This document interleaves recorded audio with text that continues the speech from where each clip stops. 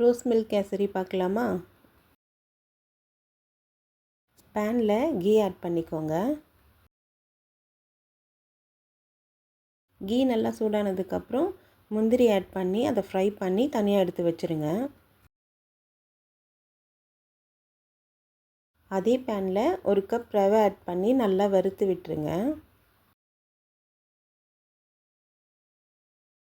Next 2 cup தண்ணி add பண்ணி நல்லா மிக்ஸ் பண்ணி விட்டுருங்க. கொஞ்சமாக சால்ட் ஆட் பண்ணி நல்லா மிக்ஸ் பண்ணி விட்டுருங்க. தண்ணிலாம் நல்லா கெட்டியானதுக்கப்புறம் ஒரு கப் சுகர் ஆட் பண்ணி நல்லா மிக்ஸ் பண்ணி விட்டுருங்க. ஏலக்காய் பவுடர் ஆட் பண்ணிக்கோங்க. எல்லாமே சேர்த்து நல்லா மிக்ஸ் பண்ணிவிட்டு கீ ஆட் பண்ணி நல்லா மிக்ஸ் பண்ணி விட்டுருங்க.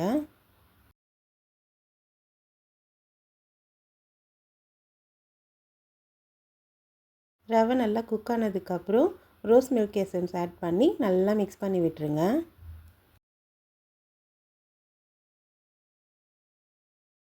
நல்லா மிக்ஸ் பண்ணதுக்கப்புறம் நம்ம ஃப்ரை பண்ணி வச்சுருக்க முந்திரி ஆட் பண்ணி மிக்ஸ் பண்ணிவிடுங்க. அவ்வளோதான், rose milk kesari ready. Try பண்ணி பாருங்கள்.